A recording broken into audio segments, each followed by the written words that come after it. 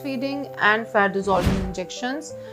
जब आप baby conceive करने के बाद डिलीवर कर लेती हैं तो fat dissolving injection breast feeding के दौरान लग सकते हैं या नहीं लग सकते। ब्रेस्ट फीडिंग के दौरान आप फैट डिसॉल्विंग इंजेक्शंस बिल्कुल लगवा सकती हैं। इस टाइम में चूंकि आप रात को बच्चे के साथ भी जाग रही होती हैं, यूजली सेकेंड थर्ड प्रेगनेंसी होती है, दिन में आपके पास एक्सरसाइज का और दूसरी जिम वगैरह जाने का टाइम नहीं होता, तो प्रेगनेंसी का जो 10 से 15 kg वेट आपने गेन किया होता है उसको उतारने में फैट डिसॉल्विंग इंजेक्शंस ख़वातीन की बहुत हेल्प कर रहे हैं। Number 2, those mothers who are planning to conceive वो ये नहीं लगवा सकती।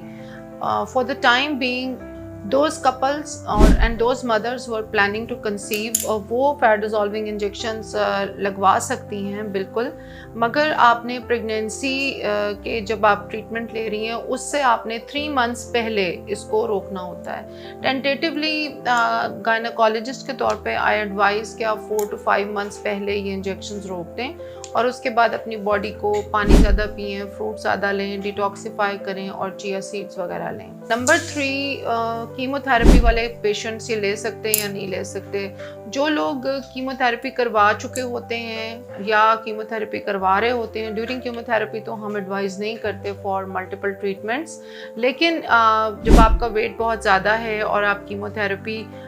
से गुजर चुकी हैं तो उस टाइम पे हम आपको ये एडवाइस करते हैं कि अब आप ये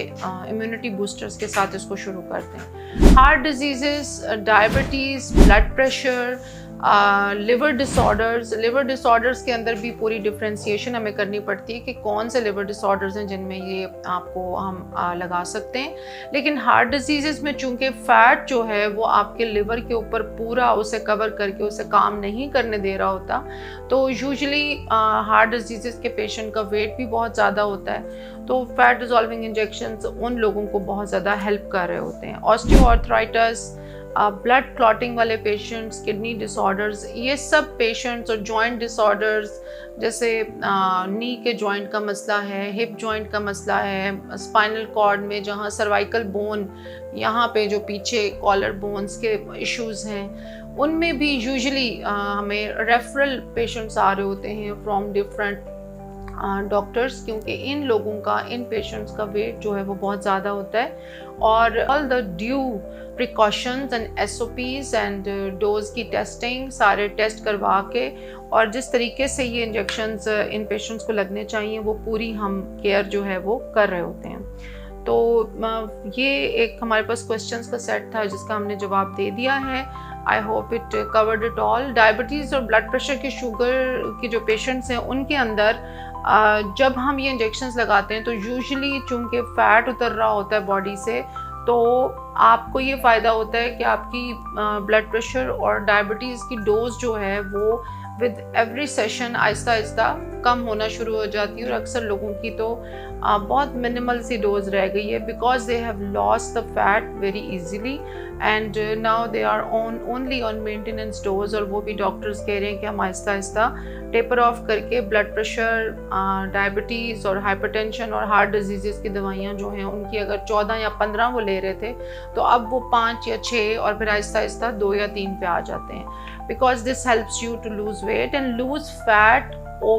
फ्रॉम द विजराज के ऊपर जो फैट यानी ऑर्गन्स के ऊपर जो फैट चढ़ा हुआ होता है। फैट डिसॉल्विंग इंजेक्शन चाहे आपके पेट में लग रहे हैं, चाहे बाजू में लग रहे हैं, चाहे आपकी चिन पे लग रहे हैं, फेस पे लग रहे हैं, कहीं पे भी लग रहे हैं, तो वो दवाई जो है वो ज़ाहिर है आपकी ब्लड सर्कुलेशन में जाती है। जब मेडिसिन आपकी ब्लड सर्कुलेशन में जाती है तो वो माइक्रो सर्कुलेशन में जाके आपके जितने ऑर्गन्स हैं उनके ऊपर से सारे की सारी जो फैट है उसको रिमूव करती है। तो इससे क्लाइंट्स जो हैं वो बहुत रिलैक्स्ड फील करते हैं, ऑर्गन्स जब सही काम करते हैं तो ऑक्सीजनेशन सही होती है और उनकी बॉडी जो है वो सही तरह से रिस्पॉन्ड करती है एज़ कम्पेयर टू उनकी जो पहले कंडीशन थी।